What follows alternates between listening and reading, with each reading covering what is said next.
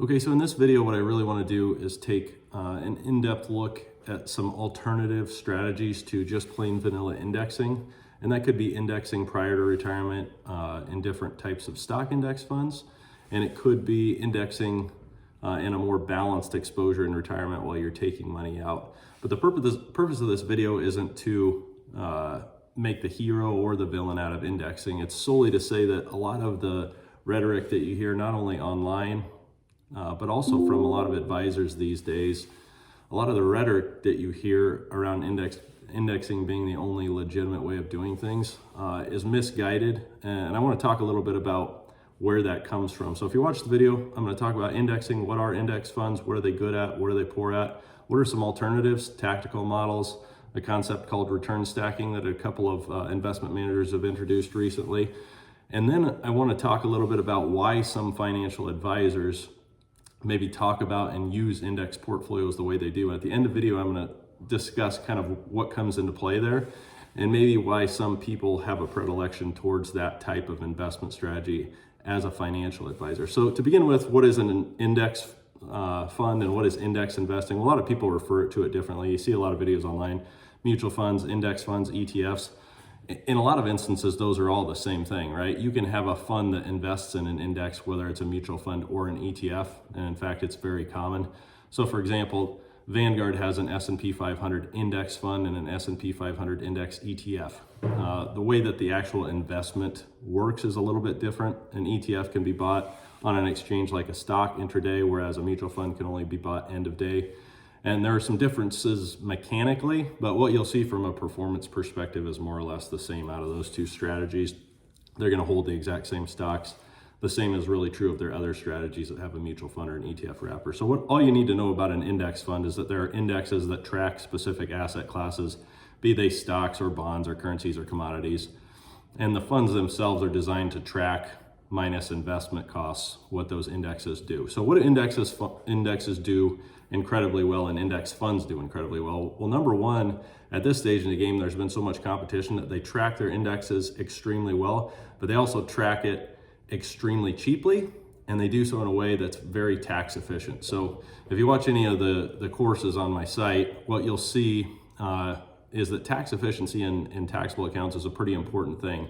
And ETFs specifically, but also index funds and mutual fund wrappers tend to provide really tax efficient exposure to markets, and they do so at very low costs. And so a lot of the conversation around index funds more recently has been around the cost. Most index funds and common indexes, especially for stocks, probably cost less than 10 basis points. That means less than 1/10%. So that's a positive, right? Tax efficiency, really capable exposure to markets, and an inexpensive way of doing it. So those are what index funds do exceptionally well. The other thing they do is that they constantly meet expectations, because if you constantly get the return of the index that you're trying to track, you're essentially meeting your expectations, and that's a positive in terms of investments, right? So what are some alternatives to those models, and why would you use them? Well, the first alternative that you would have would be something like a tactical model. And I think more than anything with a tactical model, it's easier to show it as an example. So I'm going to show you a quick video of that right here. Okay, so this is going to be a really short video about building a tactical model. Now, for purposes of this, a tactical model just means something where you're not buying and holding something over time. So some people use tactical strategies. They might rotate into and out of different asset classes, but always own something. Some people might go in and out of the market. We're basically just saying an actively managed portfolio. And this isn't even a portfolio that I did extensive research on, and it's most certainly not investment advice, so don't take it as that, but it's just an example of a place and a way that you can build a tactical strategy and show you how it compares, historically speaking, to something like a balanced index. So I've just picked 12 ETFs, and these ETFs are large caps, small caps, growth value, international, emerging markets, and then we've got the dollar, commodities, long treasuries, short treasuries, real estate, and tech. And what we've done here is we're going to say we're going to always own 4 different assets at any given time based on their 3-month relative strength ratings. But if they're below a 3-month moving average, we won't own anything at all. We'll be out of the market. And so what I'm going to do is I'm going to show you this, and then we're going to compare trading this at the end of every month. We're going to benchmark it against the Vanguard Balanced Indexed.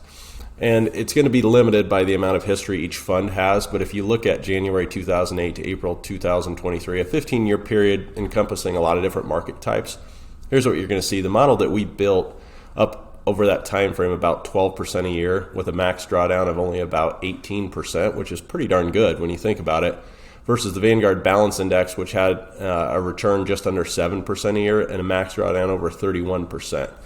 The other thing that you'll notice that's pretty important about this is that the market correlation of the model we built compared to the Vanguard Balance Index is only about 44%. That means you can only explain about 44% of the movement of that model with what happens in the Vanguard Balanced Index. A pretty big deal. If we dig a little deeper into the returns, what you're going to see is compared to the Vanguard Balance Index, we captured about 92% of the upside of that fund and only 46% of its downside. That's pretty nice, right? Safe withdrawal rate, I would not consider 15.9% a safe withdrawal rate because this is only a 15-year simulation, so don't take that as the actual safe withdrawal rate of the portfolio. The perpetual withdrawal rate, what we'd expect to be able to take out over time for the Vanguard Balance Index actually shows 4.17, which is pretty consistent with the historical stats that we have, whereas the perpetual withdrawal rate for this portfolio is almost 9%. Now, I would never, under any circumstances, tell somebody they could take 9% a year out of their portfolio over an extended period of time. But statistically, over this simulation, that's what worked. And what I'm trying to prove here is that there are ways where you can actually spend a little bit of time and money and do some research and improve upon just plain vanilla balanced portfolios. Okay, so that was kind of a pretty vanilla example of a tactical model. And I think one of the things that you can take away from that is that there are resources online and free resources that you can do your own research. Like all things, past performance is no guarantee of future results. We all know that. And strategies a lot of times work differently out of sample, meaning once you've already run the research, because markets change over time. But the same thing can be said for index portfolios, right? There's no guarantee that a balanced stock bond index portfolio performs well over time either. So that's something that you have to take into account when you're building those types of portfolios. What are the really significant challenges with tactical models? Number one, they take a little bit of extra time to implement. Number two, they tend to have tracking error from the market. And what that means is that a lot of times they're going to outperform or underperform the market. Nobody minds when they outperform the market, but a lot of people mind, I promise you, when they underperform the market.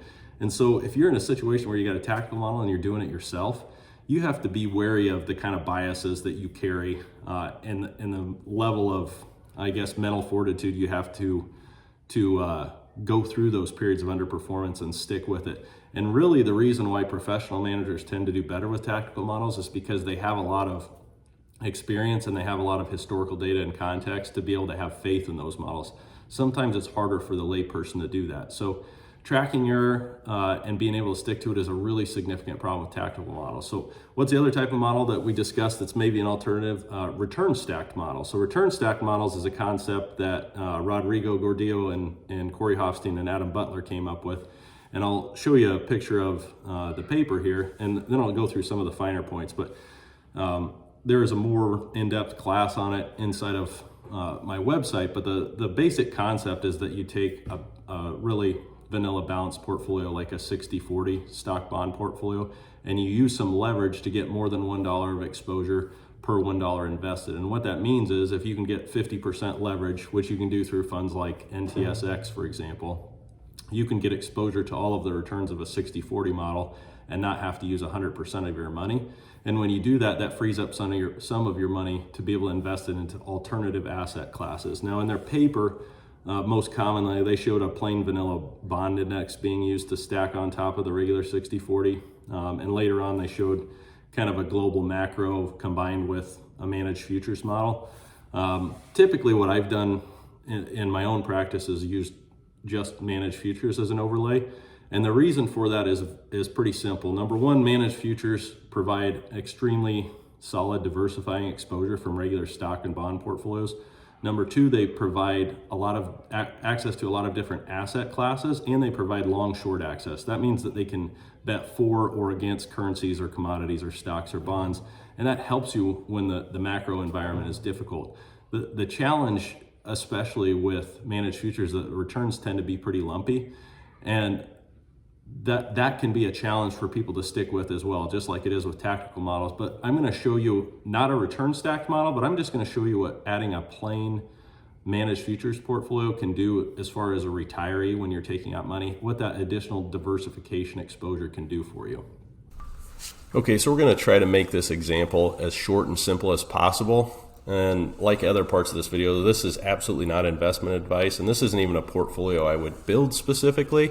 But what I want to do is show what happens when you add some real diversifiers to just plain index portfolios. A lot of people are maybe under the impression that if you own anything other than just plain index portfolios and maybe a balanced index portfolio in retirement, that you're paying more or you're adding unnecessary complexity.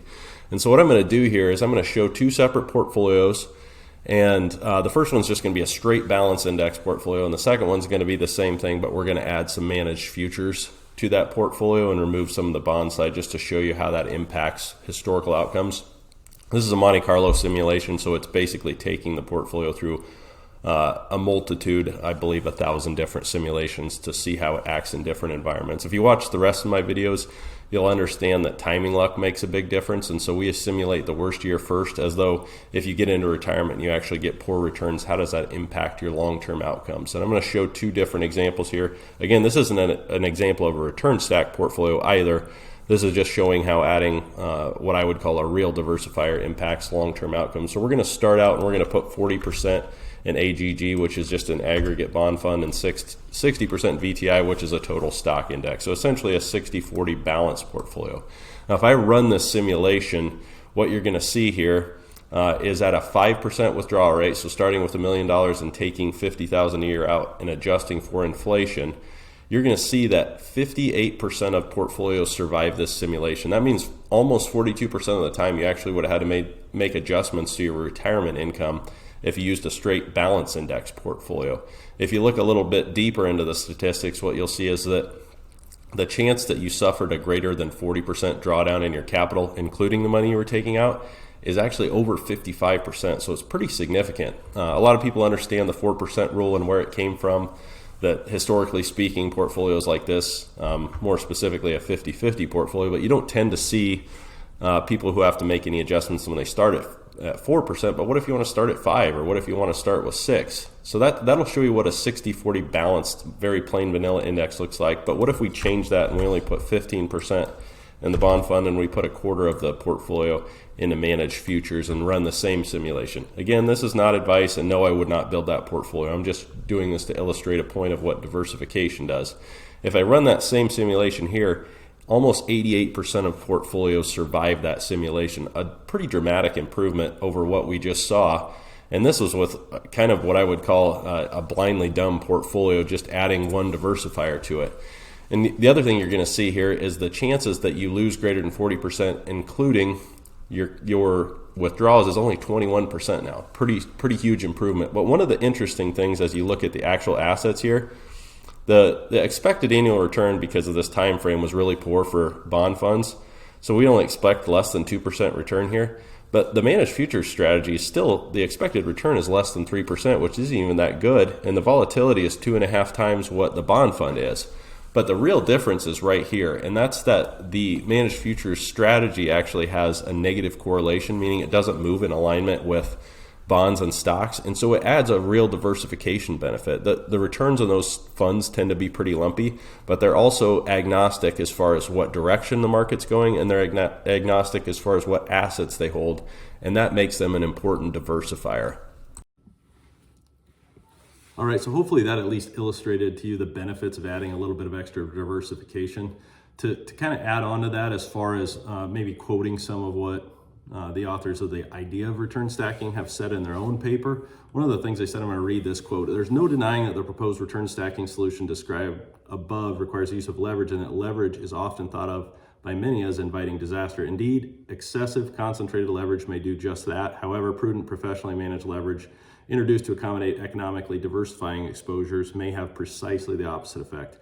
And then they show a table where they say that despite deploying leverage, the portfolio maintained a similar max drawdown profile to the 60-40 portfolio, and actually was a little bit better based on some risk return metrics. So this brings us kind of the end point. What are the advantages and the disadvantages of indexing, tactical models, and return stacking models? And then in the end, like I said, why is it that so many advisors now exclusively use index portfolios? That's what I'm going to talk about at the end. So first of all, the advantages, like I said, to tactical models are that they can work in a variety of different environments when regular stock bond exposures aren't working. The disadvantages are they take a lot of time to implement and they can suffer long periods of underperformance, and that puts people to the test. And so for individual investors that maybe don't have a lot of historical context, that can make things a big challenge. Return stacking is actually similar in terms of implementing to just a regular index portfolio because you're just buying different funds. So you have a similar sort of diversified portfolio that you don't have to spend a lot of time on other than maybe some occasional rebalancing.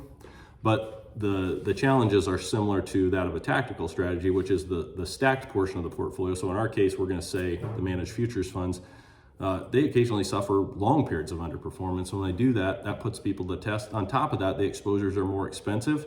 And in taxable accounts, they're really not great in a lot of ways, especially if you have 40 Act funds like a mutual fund that holds managed futures. They can be really tax inefficient. In retirement accounts, that's obviously not a consideration. What about index funds? What do they do well? They provide you cheap exposure to markets. And historically speaking, that's been really good for a lot of people. What I wanted to challenge you with in the retirement example was that sometimes cheap index exposure can leave people in a bad place. And if you don't understand that historically, a lot of times you can come up with some really, really negative surprises, because I think a lot of the propensity to use balanced index models that they've worked well in most scenarios. The problem is if you don't end up in most scenarios, and you have to understand that when you're building out financial plans and you're building out models. So that's what they do relatively well. I'd say for people who are building wealth and accumulating wealth, just straight index stock diversified portfolios can be great, when you're in your 20s and 30s and 40s, and for some people in their 50s. But as you go further along, I do think that there are a lot of things that you can do to improve your portfolio construction process. So lastly, I wanted to leave this at the very end. And if you're enjoying this video, like and comment and subscribe, and tell me a little bit more about what you might want to hear about. But I am a financial advisor, so I do think that I am qualified to talk on this, but a lot of advisors nowadays only use index models and even maybe are a little bit condescending towards others who don't. What is the reason for that? Well, I think I can't determine anybody else's level of education, and I can't determine their intent, and I'm not going to try to do so. But I will say this: when you're a financial advisor and you charge for either financial planning or you charge an AUM fee, but the major value driver of your practice is financial planning, you certainly have an incentive to want to own index portfolios. Why is that? Number one, they're cheap, and that's a selling point. Number two, expectation management. Typically speaking, your expectations are met with index portfolios because they're matching the index, right? And anytime that you go away from that, anytime you have an active strategy that tries to beat a benchmark, it's going to underperform sometimes, and there's career risk in that. So if you're an advisor and you're doing a lot of work and you have a tactical model that you have faith in over time, but let's say you underperform by 10% this year and 4% next year and then 2% the year after that, it's challenging for people to stick with that over time. And so there is career risk for financial advisors. So for a lot of people, there's incentive to say, look, we just own the market because it's worked over time. The problem in my view with that is that a lot of people that don't have just a very conservative financial plan where they're not in retirement just withdrawing 4% of their money, if you have to withdraw 5 or 6 or 7% to meet a client's goals, putting them in just straight stock bond index portfolios leaves them at risk of running out of money. And a lot of people don't want to admit that, and a lot of people don't have to admit that because historically, most scenarios it works out. But when it comes to building portfolios, all I will tell you is there are many different ways to do it. And certainly the simplest way is always the easiest to stick with.